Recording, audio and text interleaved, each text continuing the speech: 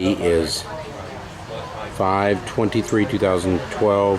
This is Washington Avenue Historic District Tour of Fine Architecture in Evansville. This is Patchwork Central. One of the church. We're at Patchwork Central. This is the tower of the old Washington Avenue Temple that we will see in a little while at 100 Washington Avenue. This is an illustration by Billy Hedel, and we will see plenty of different beautiful architecture in the next hour and a half.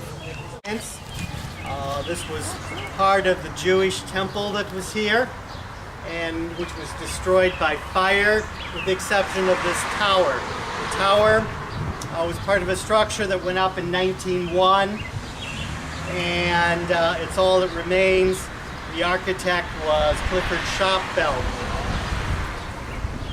This tour tonight is very special because we are premiering the first new booklet that we have released in at least 5 or 6 years. And it's a special booklet. It's different from the others in a number of respects. First and foremost, I did the other books the lazy way before. I used a lot of photographs. This time we have something special for the images. In here we have the work of an artist, a resident artist here, who took a personal interest in this, Billy Hedel, and we'd like to thank him. Thank you for all the work he did there.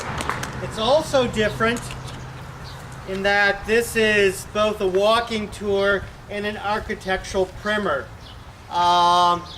It gives you some understanding of different architectural styles that you'll find in the neighborhood. So it's not so much a path you travel, but these things are scattered around, and we scattered them around a little bit so you could also appreciate all of the Washington Avenue district.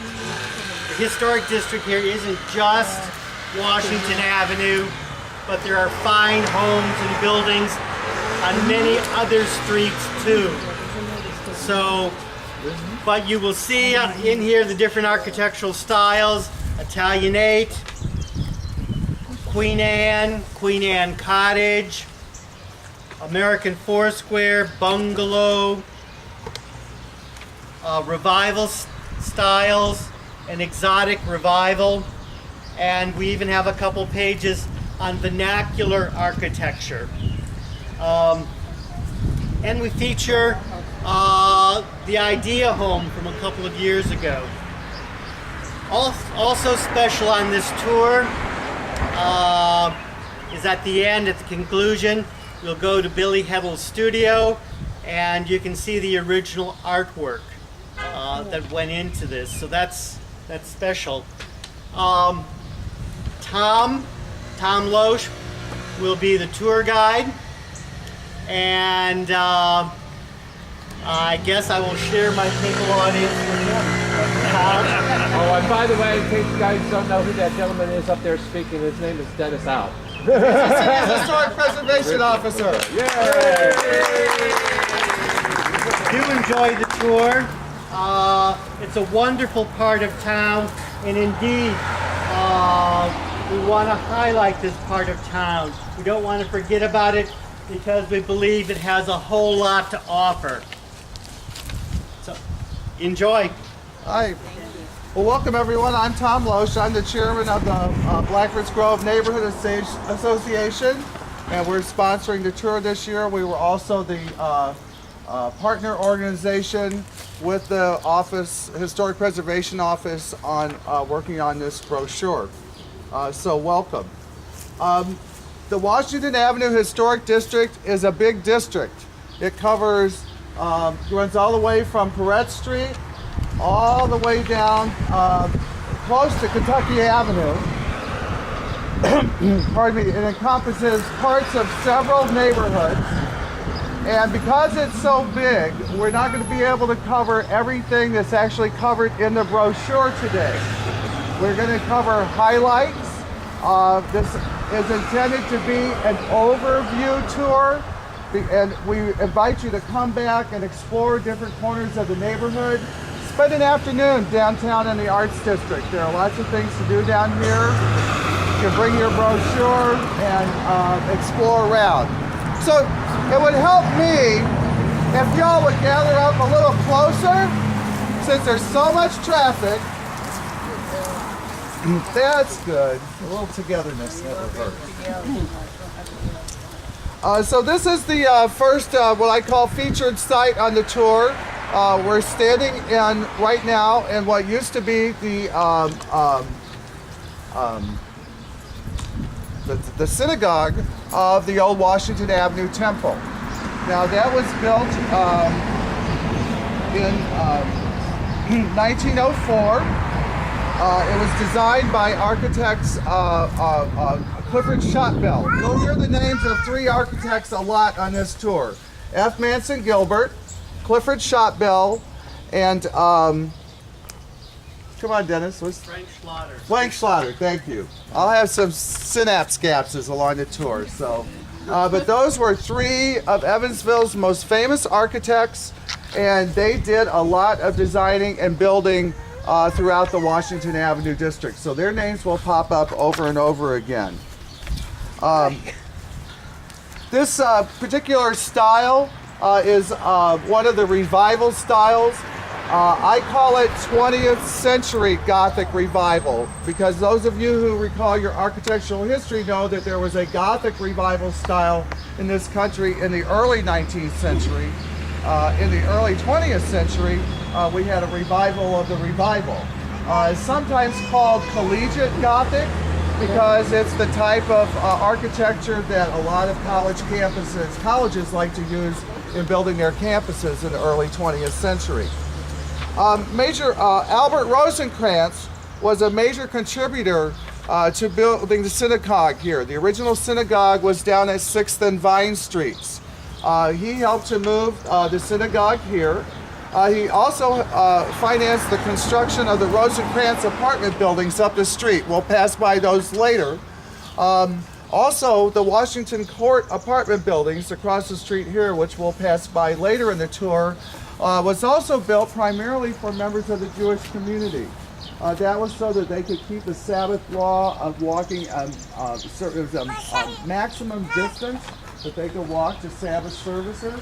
So that apartment house, the Rosencrantz, met the requirements so that there would always be the required number of men for temple services. So this was very much a center of Jewish life in the Jewish community in Evansville in the late 19th and the early part of the 20th century. So it's very important from that perspective too. As Dennis may have mentioned, the entire district was placed on the National Register of Historic Places in 1980.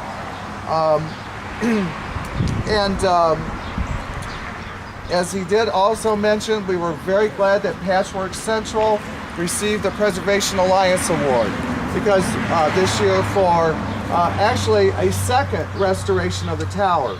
When the original synagogue burned in the 80s, all that was left standing was the front facade of a small tower standing right there about where Billy is right now, and the front facade of the taller tower that was on the corner.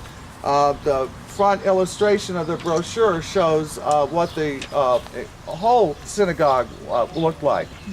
So when it burned, Patchwork decided, after a lot of input from the community, from the members of Patchwork, to reconstruct the tower using the rubble from the smaller tower to make one small tower. But originally it was not a freestanding tower. Neither was it a bell tower. There's no evidence there was ever a bell there. It was simply a tower. And one of the nice things for the neighborhood is that this remains, this is called the Sanctuary Garden that we're standing in now. Patchwork decided not to build in this area, considering it holy ground, and it maintains a tradition. So there's always been a house of worship serving this community from this corner for well over 100 years now. So, one thing I want to mention, we are going to make a loop around Blackbird's Grove section and then go down into the Goosetown section. We are going to end up right up here. If anyone gets tired along the way, you can come back and wait on the front porch of the gallery or visit the sculpture in the garden. We will be looping around back here.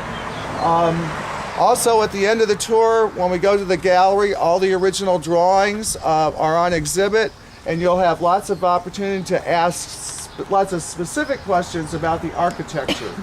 So we'll have that reference point. So I'm going to try to keep the tour moving at a pretty good pace. If you've got questions along the way or at the stops, raise your hand and I'll try to answer them as shortly and succinctly as I can. There were two Jewish communities in the city, one here and then one out in front of St. Mary's Hospital. This was the much more conservative one, and the other one a little bit more liberal, and somebody may have better terms for that. And then the liberal one developed later in the 20th century, more toward the 40s, 50s, Yes, in that area. That's, yeah. All right, thanks, Mark. And everybody signed in, right? No. Yeah. Who did not sign it? Okay. Okay. We're going to conclude the tour. This is mine and Billy's home. So Louise Kramer Cottage is an example of a Queen Anne cottage, a style that was very popular from 1885 to 1905. It's the little sister of the big Queen Anne's, which we'll see. But I will, along the way, even though we might not visit all of the homes that are illustrated or discussed in the brochure, I will point out like examples that we'll find along the way, so that when you do go out exploring in the neighborhood, you'll know kind of what you're looking for. But that's part of the fun of going out and taking a brochure like this, is trying to figure out what house type or what style or when it might have been built. Because as Dennis writes in the brochure, very rarely do you have a pure example of one particular style or even house type. So people would pick and choose. Sometimes there were transitional periods, like they were bridging maybe from the Italianate to the Queen Anne style. So people would pick a little bit of this, a little bit of that. And sometimes, of course, people do horrible remodel jobs. That is a kind way of saying a bad remodel job. And that sometimes will make it really hard to see what style, but keep at it. It's almost like a scavenger hunt in a way. But we're going to continue on up 6th Street toward the first Italianate style home. But along the way, I'm going to point out some of the vernacular house types that are discussed in the brochure and some other parts of the neighborhood that you might want to come back and explore a little more. Sure. Grandson of one of the former residents of this house. His great-great-grandfather was Sheriff Wolfen, who was Vanderburgh County Sheriff during the Civil War era.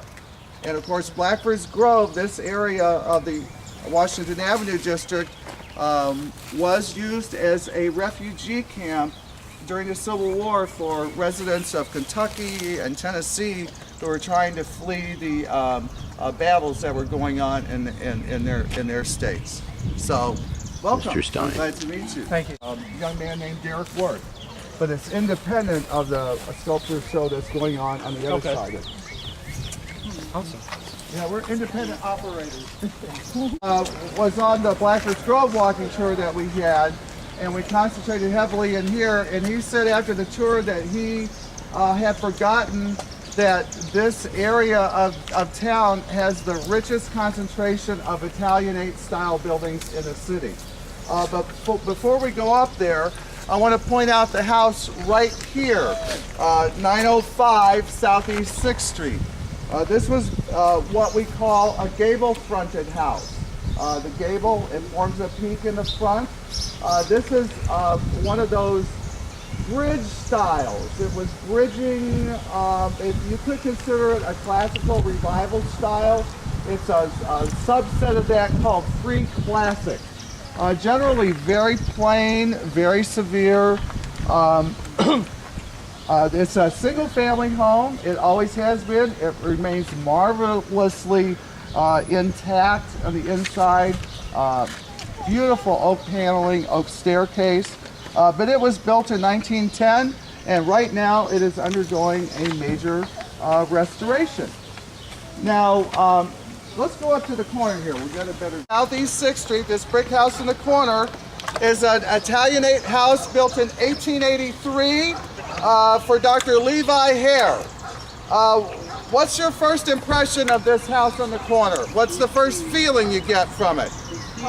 Tall. Tall. Exactly it. That is one of the most distinguishing things about Italianate is a sense of tallness. It seems to soar to the sky. Also, another thing that's a good tip about this being Italianate are those heavy hoods, brackets, woodwork over the windows, and then the brackets underneath the eaves. This received a Preservation Alliance Award in 1988 for the restoration. Now, across the street, this green brick apartment building on the corner is another Italianate house, a little earlier, built in 1880. And next to it is one of my favorite houses in the neighborhood. That is the John Duttler house. It's an Italianate raised brick cottage. Very unusual.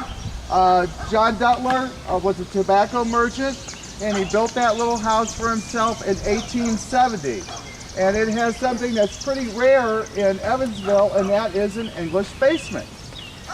Now behind you, and I'll flip through here and point it out, across the street on this side, and we'll pass up the side of it in just a moment, is the Dr. John Laval house. It was constructed, and that is house number 3 on the brochure map. Dr. Laval was a very famous pharmacist and doctor in Evansville, and he built this house in 1877. He also built the next house down, which is an Italianate duplex. He built that in 1870. It was remodeled around 1895. And it is what I refer to as a double gallery house, meaning it has a porch that runs across the front on both the first and the second story. Gallery is a term that is used down south to refer to a porch. The fact that Dr. Laval built this second building as a rental property is a pattern of rental ownership in this neighborhood that continues to this day. Most of the rental buildings that you see around here are owned by people who live in the neighborhood. And that's one of the reasons why that they are so maintained and well preserved, because we don't have a lot of absentee landlords. They may not live in the building, but they live very close by in the next block or next door. Finally, down the street, on the other side of Dr. Laval's double duplex house, is another Italianate built in 1880, and next to it is another Queen Anne cottage. It's on your brochure map number 10. That was built in 1890 for Robert Duncan Jr. And finally, at the end of this block is hose house number 6. That's at 120 East Powell. And it was designed by Frank Slaughter for the fire department and built in 1909. It is in the craftsman style, which is early 20th century, tied in with the prairie scroll of architecture. But to give you an idea of the building patterns and how the city was growing at that time, the first fire station to stand on that site was erected in 1875. And it was the very first fire station erected in an outlying residential neighborhood of the city. So this was considered a suburb of Evansville in 1875. So this is a really interesting building, and it's still in use today. Riverbend Mechanical occupies the old where the horse or the fire engine would have sit, and there is an apartment upstairs, so it's still in mixed use. Okay, and note that this is East Powell Street, one of the best preserved brick streets in downtown Evansville. Okay, we're going to head up this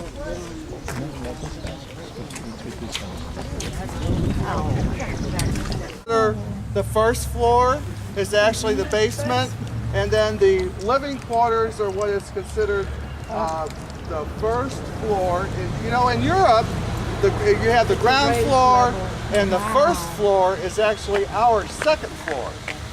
So an English basement, you have, rather than digging out a basement, you build a foundation and walls, and then you erect your living quarters on basically your house on top of that. Very good design for areas of the country that tend to flood, especially down south. And the Mississippi Delta, very popular style of architecture, and of course very popular down in New Orleans, along the Gulf Coast, throughout Florida, etc., etc. One of the nice things, there are a lot of bad things about urban renewal and blighted housing and having to demolish old jewels. But one of the unintended nice consequences is that you get these open vistas that open up. And you have a chance to see these buildings from different perspectives, to see the backs, the sides, in a way that we wouldn't have been able to do when each of these lots was full. It's one of the things to keep in mind as you're walking around these old Evansville neighborhoods. Every single lot had a house or a building or a store on it. So the population was very dense. This was one of the most vibrant neighborhoods in the city late in the 19th, all the way up until the 1950s. Haney's Corner really didn't start to lose its commercial hub status until the Alhambra Theater closed in 1956 or thereabouts. So, one of the vernacular styles of houses that you'll see a lot and that are discussed in the brochure is the shotgun house. Vernacular, the best way to think about what does vernacular means, it means every day. So vernacular speech is everyday speech. Vernacular architecture is, common, ordinary, everyday houses. The houses of the common man and woman.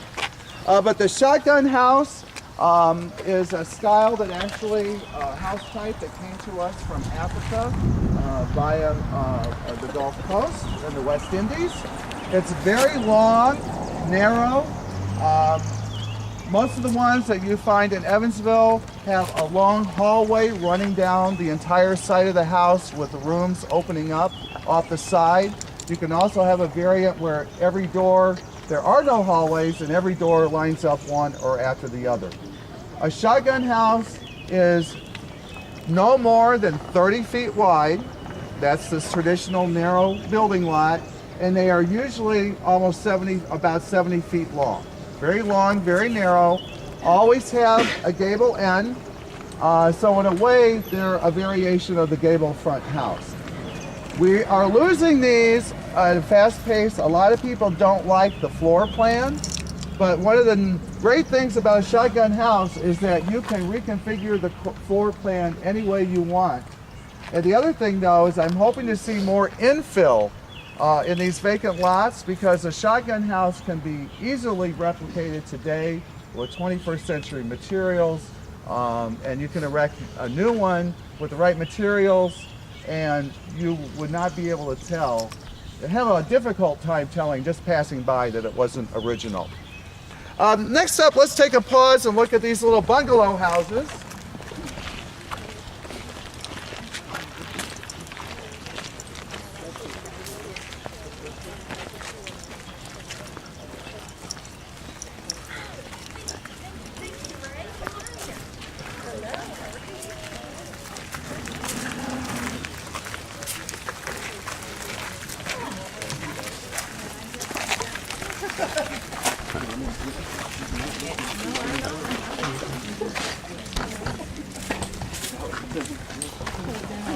Hi, Jesse.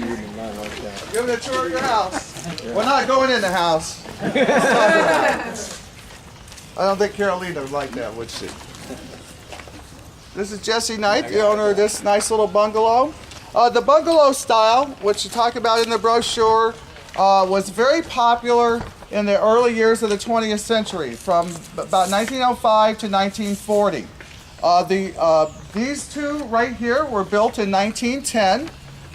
They are wonderful examples of the early bungalow style, where the front of the roof, you had a gable front.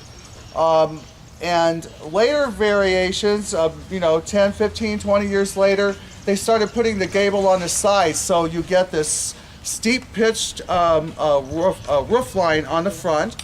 A bungalow house is usually defined by having a porch on the front. They are only 1.5 stories tall. You can never have a 2-story bungalow. It becomes something else if it gets that tall. They're usually 3 or 4 bays wide.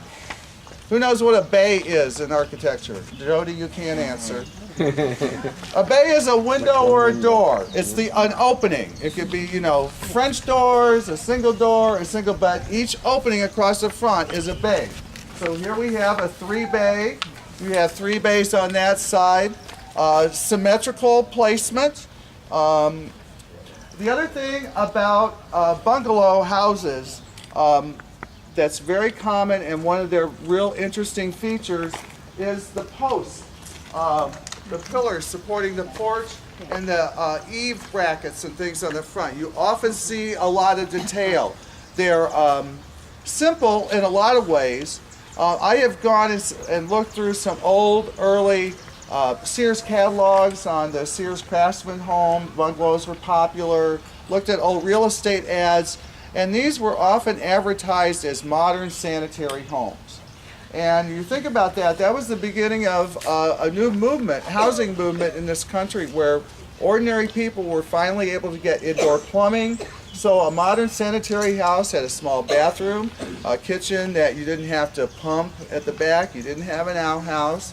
Usually had a basement with wash tubs, so a place for doing your laundry. So they were very convenient houses. And the interesting thing about these houses is that they are surprisingly modern even today. Jesse invited me in a couple days ago to take a look at what he's done, and it really is like walking into a contemporary home. So they're very livable, family-oriented houses, and that's what they were built for through the years. And when we turn back around, I will point out. Where did the brick come from? Yeah. The brick is a glazed brick. I am assuming that is local. Most of the buildings built around here were built with brick from the local brickyards. One other glaze, I'm glad you brought that up. This is glazed brick on this house. If you look across the street, you'll see that brick has striations. Yeah. That is another form of brick where they just use a cutter as it's cutting and just etch those in. That's another thing that helps you to identify a period. That was very popular from the 19-teens all the way through the 1940s, that particular How did they type of brick. glaze each of those bricks? Well, it's done Fire? when they fire it. Yeah, when they fire the whole Wow, thing. that's a lot. Yeah. That's a lot. Yeah, but it's a very interesting effect. Speaking of brick, behind you, the big yellow brick apartment building is the Rosencrantz apartment building that I mentioned earlier, the one that Major Rosencrantz built for members of the Jewish community. It was built for 6 families in 1910. It cost $40,000. And it exhibits a lot of elements of the Prairie School of Architecture. Long, low, broad. Are they still going to keep it up? They right now there are plans by a local redevelopment corporation to put together funding to renovate it into apartments. Yeah. So keep your fingers crossed. This house back here, 808, Jim Jackson, who was in charge of Civic Theater Yes. for 25 years, lived here for many years. He and his father, right? Yeah. So we had the arts number 4 on your brochure. I'm sorry, not number 4. Number 23. This house right here. This is an example of a gable-elled house, 800 Southeast 6. It was built in 1880 and remodeled in 1900. You can see that it forms an L if you look at it. Here you have a side bay that comes out, and then this 2.5-story gable fronted front right here. This has an interesting bit of transitional going on here. You have heavy lintels over the windows and doors on the ground floor, the heavy stone sills, very plain looking house. But up at the top, you have the remnants of the Queen Anne shingling, or sometimes called stick style as well. That may be because the house was remodeled in 1900. So this is an example of what I was talking about earlier, a house built in one style, either at the transition period or remodeled at some point to reflect what was then currently popular. Okay, up to the prairie south.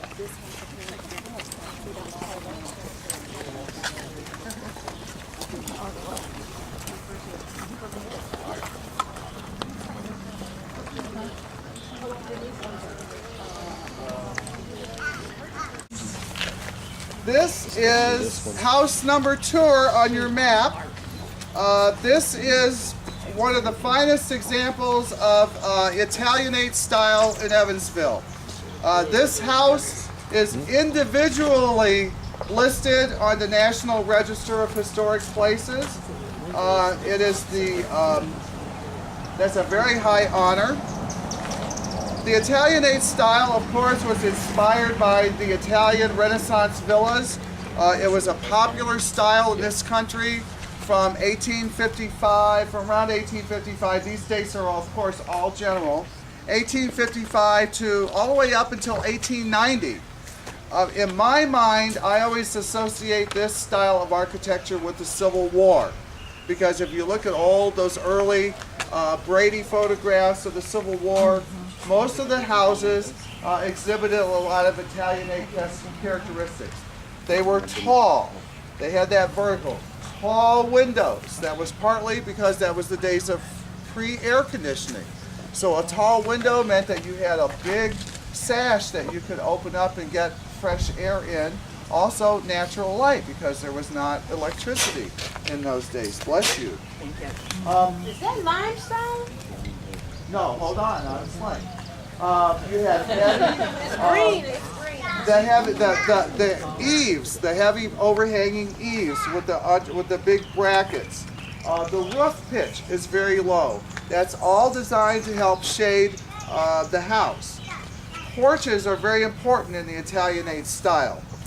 The porch posts, such as you have here, have a lot of detailing, are often quite elaborate, but yet they are usually done square.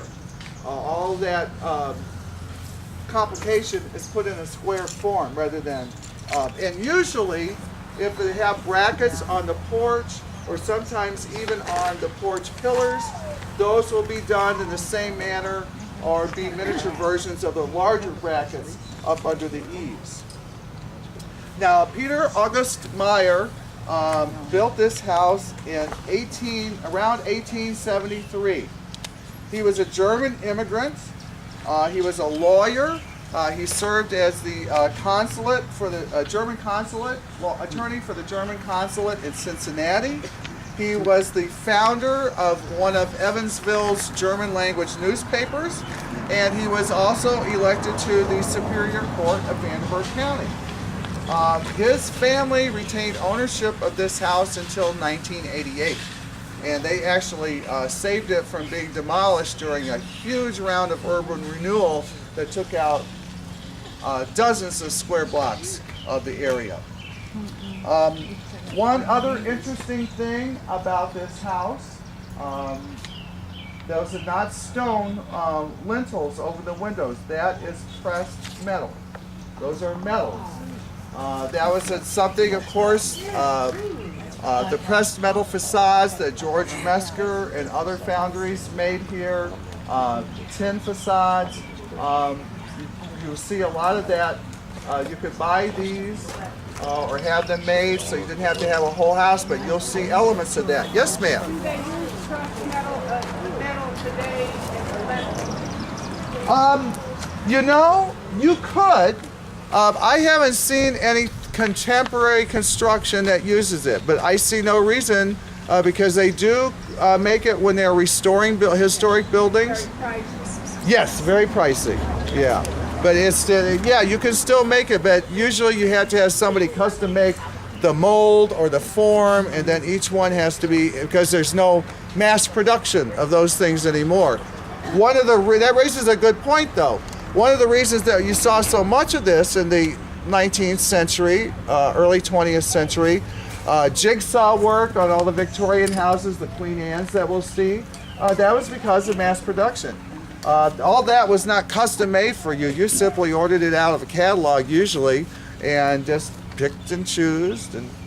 Picked and chose. Picked and choose. The final thing is that one of the people, members of the Meyer family, I'm not sure exactly when, in the first half of the 20th century, lived here, and he was the inventor of the feminine sanitary napkin. So, a great personal hygiene invention came right here. And on that note, I think that we'll head over to 8th Street. There was also a metal factory here in Evansville that would do this press stuff. Yes. Do you remember the name of it, Ray? I don't. That's Priscilla. Caught up. This is 118 East Chandler. This was built in 1894. Anybody want to guess what it cost to build this place in 1894? $4,000. How much? $4,000.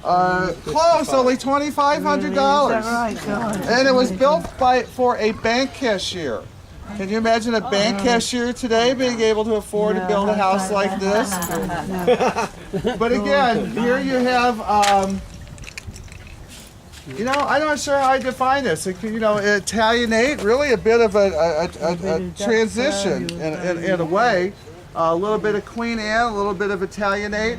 But this house also received a Preservation Alliance Award for restoration back in 1989. Okay. There's a section where houses number 22, number 26, number 13 are located. That is in this neighborhood over here. This is called the Center City neighborhood. It is rich in vernacular house types. There are lots of Queen Anne cottages, bungalows, shotgun houses, a workers' neighborhood. We're not going to explore, that's a whole afternoon of exploration in and of itself over there. But you'll find that area discussed in your brochure. We're going to head now down to Washington Avenue and head outbound. Like what degree angle? 30-degree angle almost? Yeah. Very steep. And that siding on there is from way, way, way Yeah, I back. know the siding. Hey, I ain't never seen nothing like that. That was before the That was before mine. Before I was getting Salt box roof. that was before. Who's gonna get? Who wants to? Yeah, let's guess style. Doug, there's a little room over here if you want. Don't spill through the street. Great protector. What happened to Green Hedel, by the way? Haven't seen him lately. He dropped off somewhere. Yeah. That was A big dog. Did he take a whole group off on a separate tour? Did he split us up, maybe? Well, he was pretty entertaining. Yeah. for the little guy. Never work with kids or animals. That's what W.C. Field said. So, who's decided what house type this is? Prairie. Prairie? That's a style. A big, tall prairie. Bungalow prayer. What do you think of it? What does this house look like? Craftsman. What is the shape like? Shape. Box. Box. It's a big box. What's a box? Square. And does this look like the all-American family home? Okay, so American Foursquare. Because there are 4 rooms on the ground floor, 4 rooms on the upper floor in a perfect square. We'll talk about it a little, this style in more detail further down. But this is 264 Washington, house number 13 on your brochure map. And it is an American Foursquare designed by architect Frank Schlatter for John Carson, who was the manager of the local Coca-Cola bottling works back in 1913. And those of you who said Prairie Style or Craftsman, you are on the mark, because this is a Craftsman variant of the American Foursquare style. It had, I don't know if it still has, but it had 10 rooms when it was constructed, a sleeping porch, and asbestos roof shingles when it was built in 1913. And newspaper reports of the time described it as very progressive in style. So they were thinking modern and contemporary there. So, but this has some of the features. This one is an interesting variation because you have these Chicago style or bay windows on the second floor, a pair of them. You have your gable fronted roof. You have some interesting truss work up there. Porches, very common on the American Foursquare, almost a requirement. Running at least across the front, very wide, very deep, giving you a lot of shade. Often very substantial, such as this one made out of stone. The American Foursquare, often painted white. Bungalow or the Craftsman style or the Prairie style, often painted in earth tones. So this is more reflective of the earth tones here. So let's go on down the street. Butch McMaster has remodeled this, lived here about 10 years. Butch and Leah, they are stained glass people. They live in Corridon now, but they spent about 10 years. They had their glass shop on top of the garage. They moved out about 8 years ago, but they're the ones that restored it many years ago. Why didn't all these people stay in the Arts District instead of moving? Stable over on the right. Butch and Leah McMaster's old house. They remodeled it or buffed it up about 15 years ago and moved out about 8 years ago or so. Moved to Corridon, Indiana. How a house style or a house type can be updated or maybe hard to place. But the things that tip it off as being Queen Anne Cottage is 1.5 stories tall, not quite 2 stories. It has a lot of the mixed shingling and siding, use of different media materials in there. But I am guessing that the 1906 remodeling is what accounts for these more free classic or classic revival columns. They're not quite as complicated, not the elaborate spindles that you would find from the Queen Anne. But very nice color combinations, a nice restoration job. Now, who lived here, Mark? Anybody I don't know. I don't know who lives there.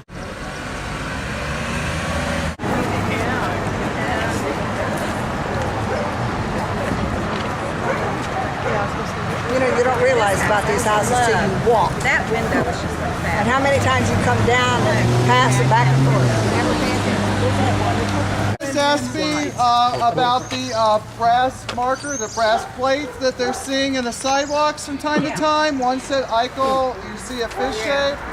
Eichel's the acorn. Those were the names of the people, the companies that poured the sidewalks. They used to either, in the early years, they put those beautiful brass plates, markers in there. Later on, they would just stamp it, with a stamp, but that's for the individual sidewalk. They were proud enough of their work to sign it. Okay. Queen Anne was a style very popular in this country from 1855 until 1905.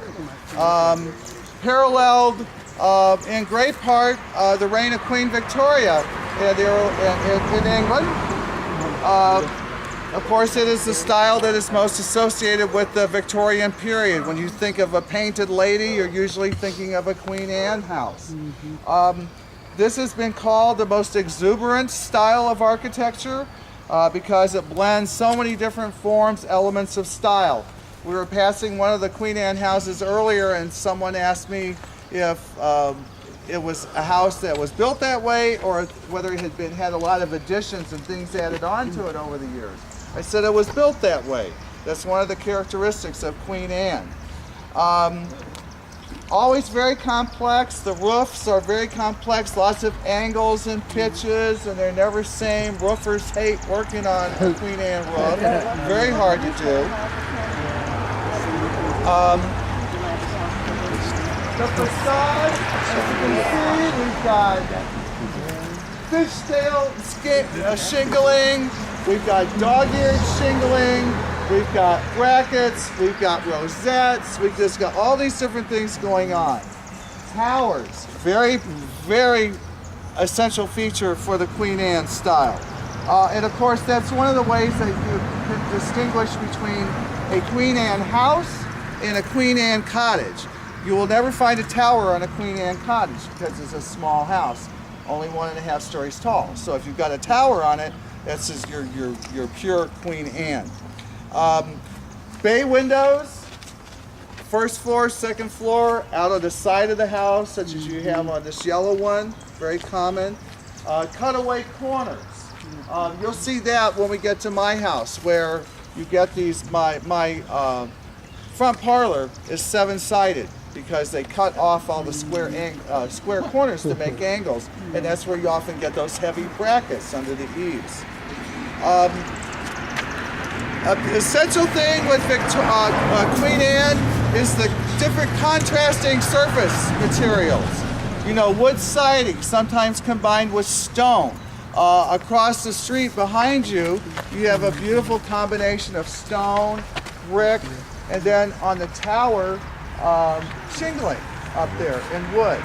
And then of course, furthermore on this one with the roof, you have slate shingles as well.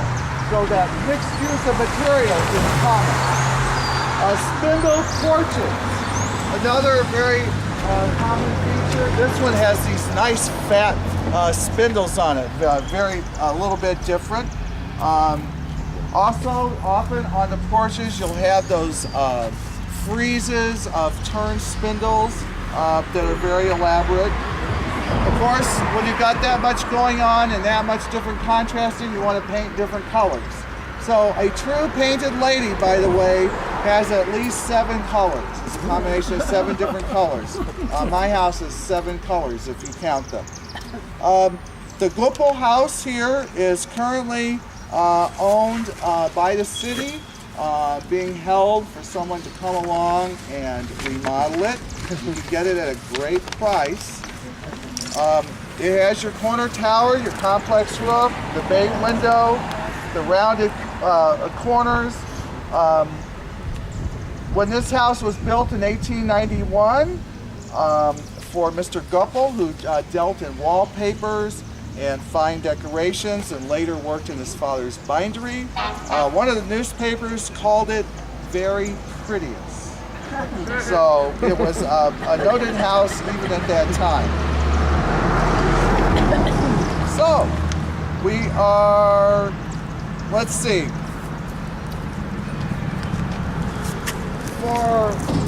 the blue house over here, the one with the blue and the tower on the corner, that was built in 1892.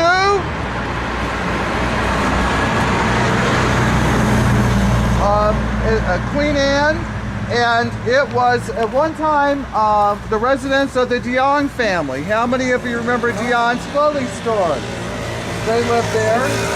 419 Washington, the brick Queen Anne we were just talking about, was another Frank Schlatter design, and it was built for Charles Schultz, who owned a marble and granite works here in town, which I guess accounts for the limestone. And let's see, I guess that's it. Oh, 420, right next door, the yellow house here that we'll pass, was another Frank Schlatter design built for a stockbroker named Charles Dunn. So one of the reasons that I like to tell you who lived in these houses and who built them is it shows the mix, the demographic mix of this community through the years. So you had professionals, you had wealthy people, but you had ordinary middle class and working class people living. So it was always very mixed income and continues to be that way even until today. This is St. Mark's Lutheran Church. Billy.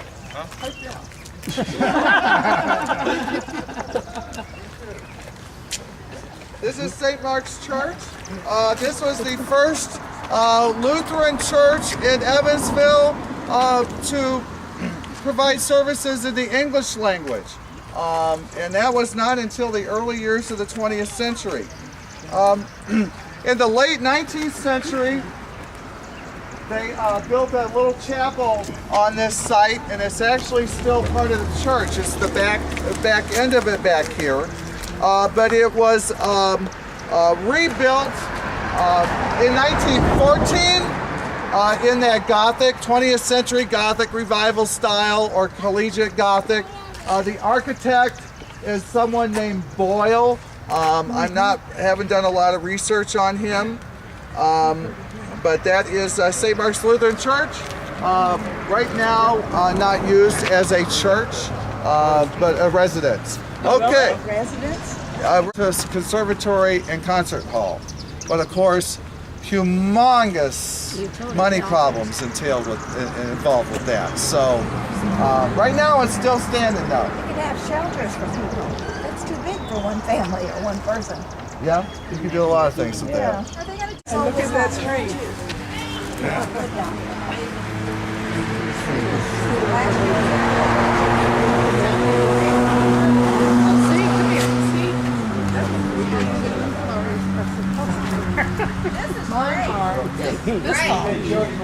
So when I put them in front of the bushes, that didn't work. Well, they're probably different. Maybe they're different. Okay, the 620 Washington Avenue. So I had to move mine.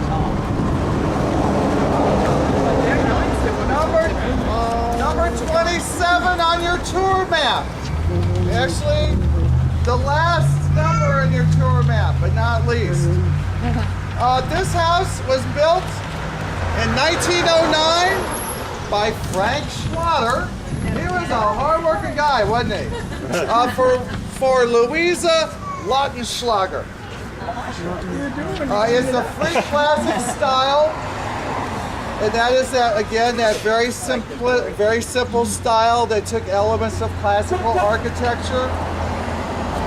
Now we're going to make the return trip on the other side of the street, so you will be able to get a different perspective on this house, and you'll be able to see everything from the opposite side of the street that we just walked past. But important features of this house are its classical column porch. It has a beautiful Palladian dormer window up there. The Palladian window is the arched window.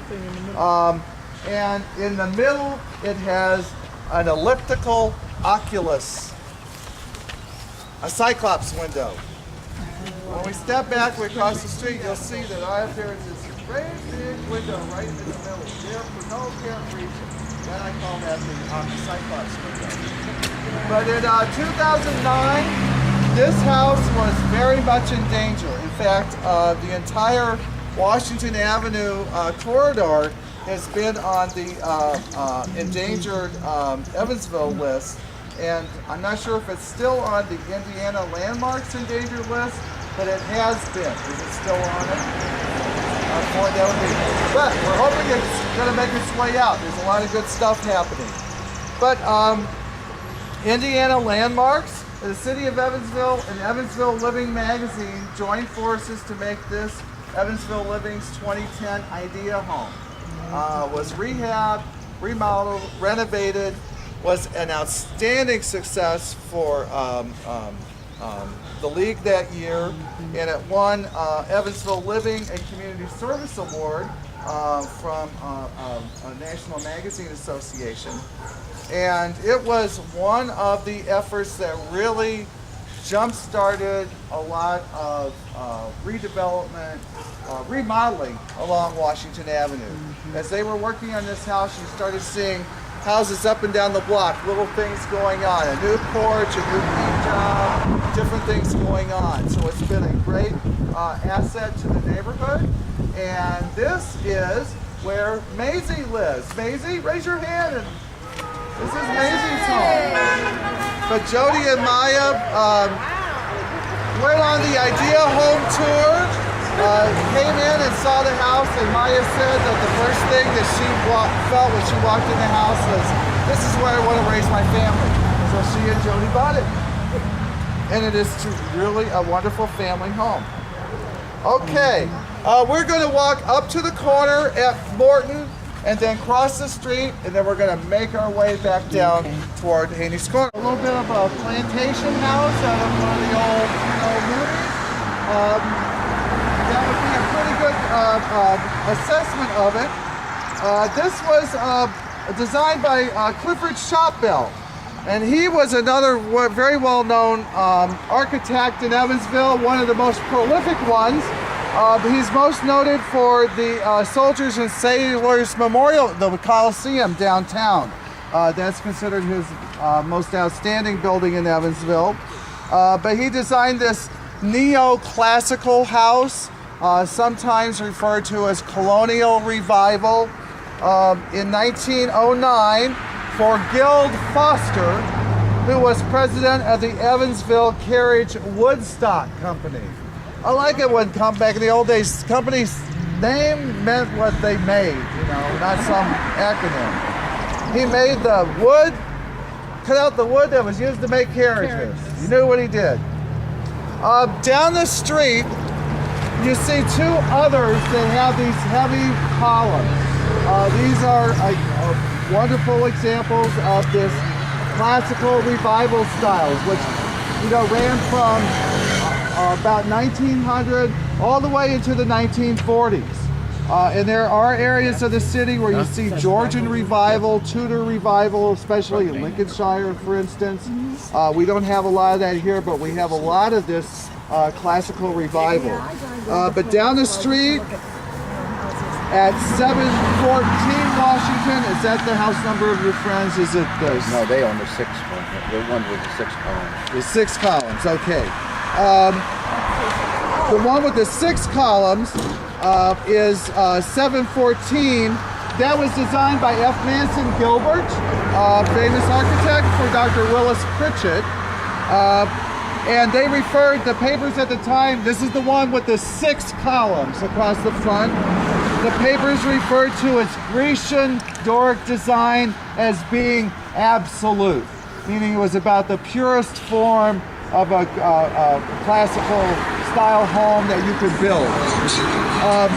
756 Washington is another colonial revival style. That's the one with the 2 big columns and the heavy portico. Now right behind us, which we'll turn around and pass by, is now called the God's Way Church, but it was built in the early 20th century in that Gothic revival style, once again, by Clifford Shotwell for the Washington Avenue Presbyterian Church.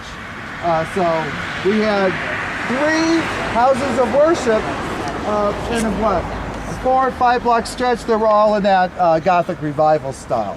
Now, remember, I call that 20th century Gothic revival. If you want to see a wonderful example of 19th century Gothic revival, Trinity Methodist Church down on 3rd Street, also First Presbyterian is another true example of a 19th century Gothic revival.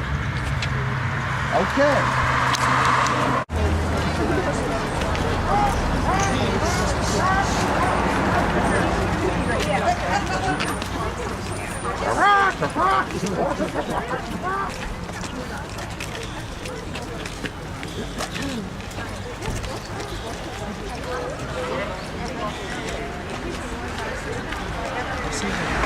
Look up high and walk straight.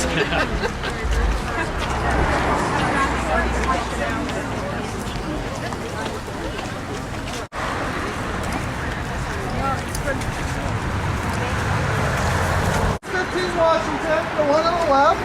is the featured, the illustrated example of the American Foursquare house.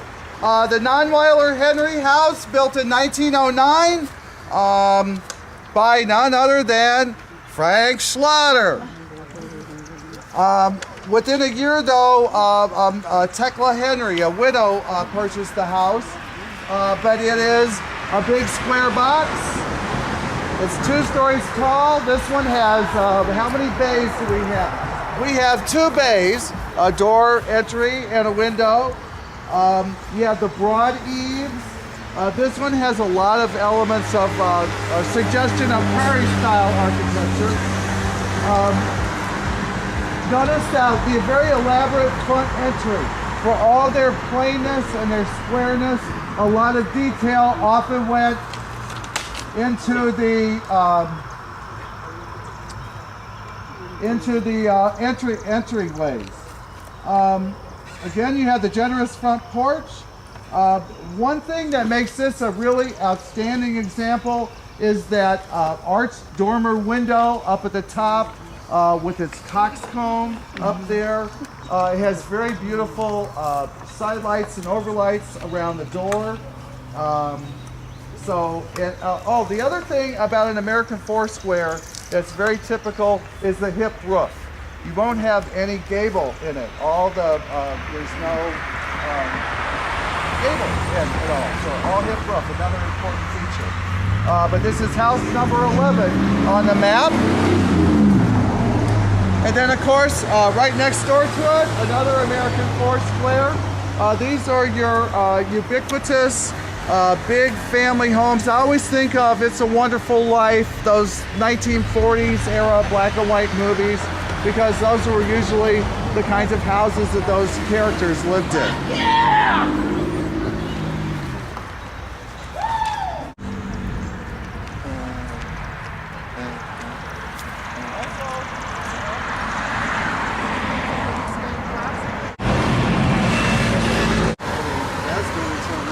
Yeah, there was a house renumbering that took place back in. Well, I just noticed at the foot of this lighthouse, there's a marble plaque that has Charles J. Schultz on it. That looks like the kind of thing that might have come off of his tombstone or his burial vault. But they must have found that and put that on there as a marker. The name of the man for whom the house was built is on this marble, a piece of marble at the base of the light post.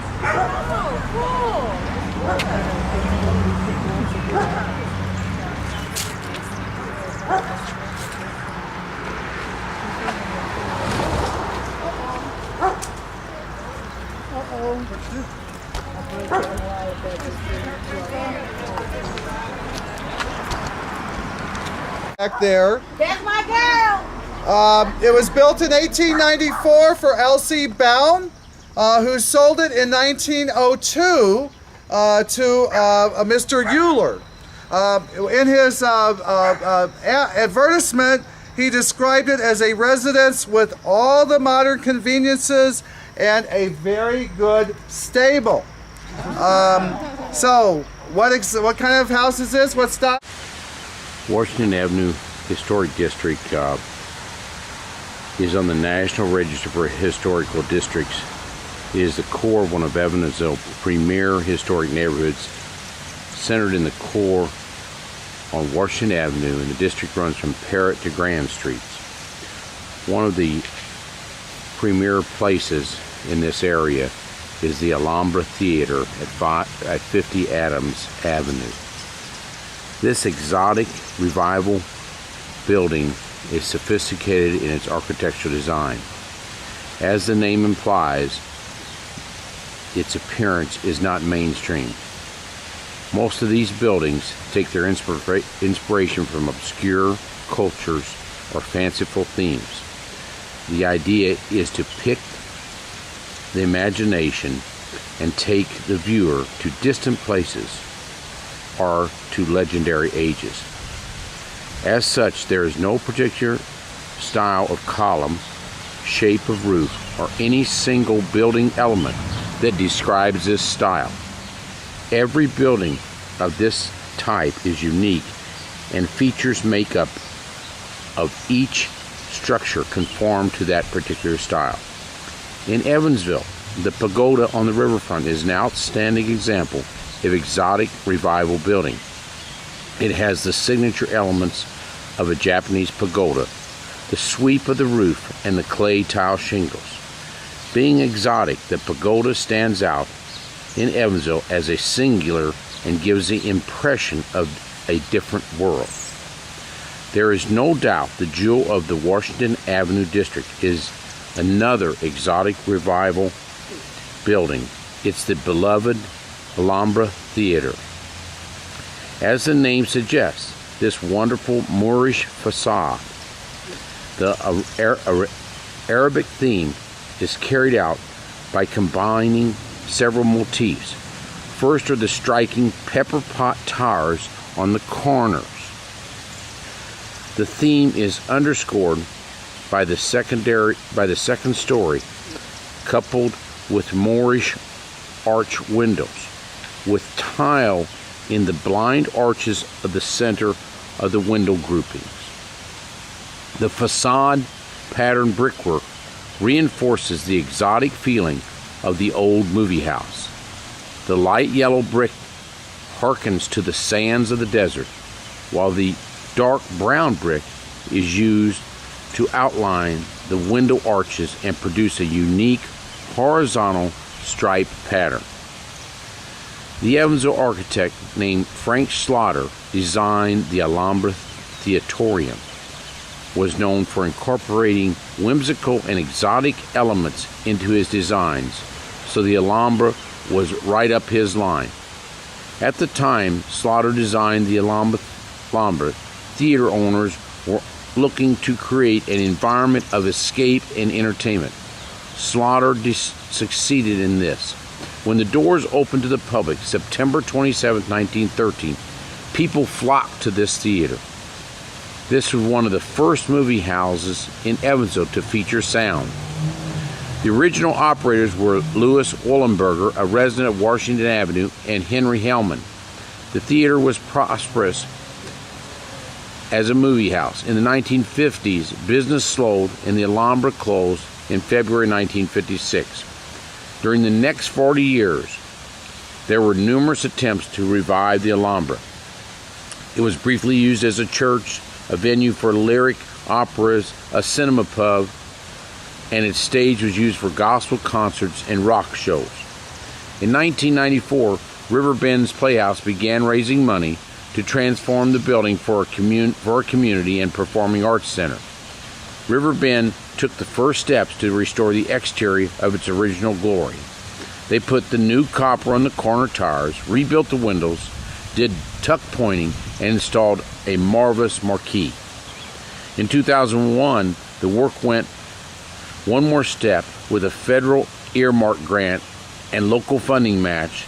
These funds paid to do a complete exterior renovation, including new roof, complete tuck pointing, new windows, front entrance renovation, and rebuilding of the ticket booth, as you see in the center. Today, the Alhambra is a bright star in the horizon in the newly created Evansville Arts District at Haney's Corner. At the focus of this new district, the new Alhambra Theater Community Group is determined to finish the restoration and create a community cultural center. Next door to the Alhambra will be offices and hopefully places for art and other displays. It is in the same type of motif with similar brick as the Alhambra Theater itself.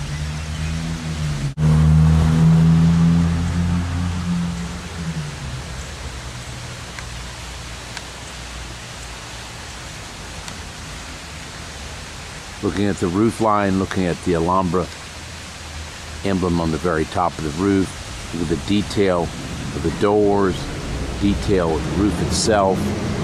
Tremendous detail in renovating this beautiful structure from 1913.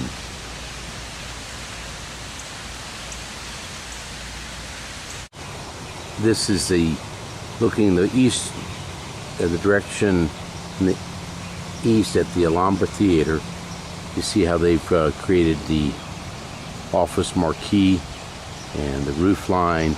This is the back side of the Alhambra Theater.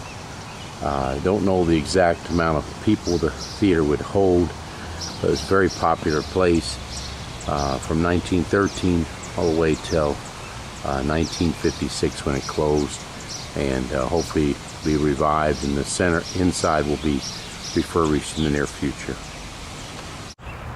Three of the architects that we have to give a lot of credit to are F. Manson Gilbert, Clifford Shopbell, and also Frank Slaughter.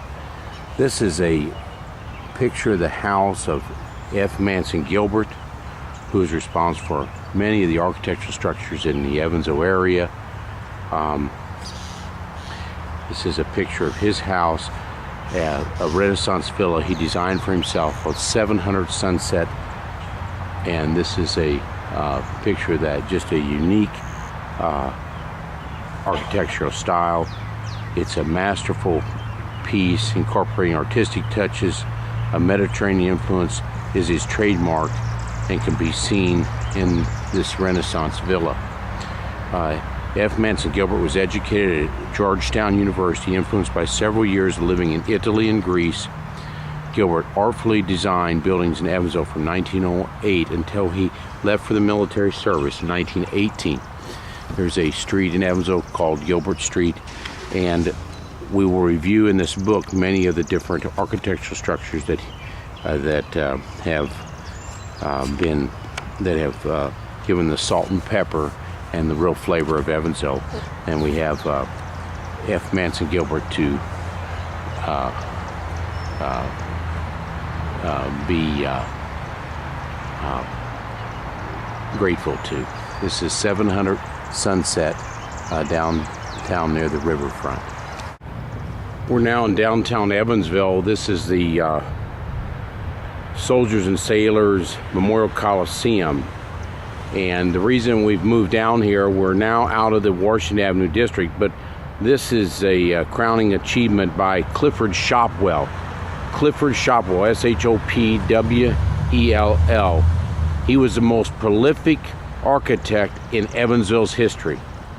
He and his firms practiced in Evansville from 1894 through 1929. His firms are knowledgeable about all current trends. Evansville's Soldiers and Sailors Memorial Coliseum is his crowning achievement. He has many different architectural structures in the Washington Avenue district, but this was his crowning achievement, this structure that was made in the World War I era. Many different events have occurred here. Recently, our Rotary Club has met here for the last decade or two. They've just moved their meeting place, but in the 1920s and 30s we had the Shrine Circus here. The first person killed in World War I was Gresham, and he laid in state here, and supposedly 20,000 people visited his viewing during the 1918-1919 period of time. He was the first American killed in World War I and laid in state here at our Coliseum. If you look at the pillars, remind you of Greek architecture, simple columns, but beautiful architecture, and has remained here for the last century. It was erected in 1916 on a cornerstone there, and this was by Clifford Shopwell and his crowning achievement. We've seen many different houses built by him in the Washington Avenue district. This is a monument in the front of our old courthouse in Evansville, and this is a monument, a Service Star Legion War Mothers Gresham chapter, and these are the soldiers that served from Vandenberg County in World War I from 1917 to 1918. There's a list of all the soldiers. James Bethel Gresham of Evansville was the first American soldier killed in France, and this is a monument commemorating all the soldiers from World War I from the Vandenberg County area. And you see where this stone is, it's in front of the courthouse, And there's the Coliseum in the background. There's our old jail, county jail, the background. In this view, you'll see here the courthouse itself. This is our old courthouse, and the reason I'm showing our old courthouse, I will get a different angle that's better with the sun in just one moment, but the architect for this was Frank Slaughter, and we just saw many houses that he was the architect for. He began his career as a draftsman in 1882. 4 years later, he struck up on his own. He was active until his death in 1943. He was the supervising architect for this old courthouse, and he's also well remembered for the American four squares he designed, and we saw those in many different houses in the Washington Avenue district. In a better view without the sun, this is Frank Slaughter's. He was the supervising architect for the old courthouse. This has also been revised, and many different people have spent lots of money and time fixing the outside and both the inside of this beautiful edifice in Evansville. In the background over on this side is the old YMCA, and I'm standing at the corner of what we call the court building. In the court building, if you recall, we had a cemetery tour, and one of Evansville's older cemeteries is right here where the court building is, one of our first cemeteries in Evansville. Supposedly, over here at the old jail there is where Hugh McGarry, that was where Hugh McGarry's supposedly buried, right? Our ancestors near that old jail. This is a monument that was erected in 1948. This was dedicated to the heroes of World War II from Vanderburgh County. All these individuals lost their life. These plaques list the names of the people from Vanderburgh County that lost their life in service to their country for World War II. This plaque's been here since 1948. It's in fairly good shape. It's on the northern border of the old courthouse, as you see here. This is called, it was erected by the Star Legion, the Gresham chapter, just like they erected the one for the World War I soldiers that served during World War I. But these are all individuals that lost their lives in dedication, in service to our country in World War II. A little bit more of the architecture. This is the courthouse, the north side of the courthouse. Beautiful old courthouse, beautiful structure. And you look at some of the old buildings from downtown.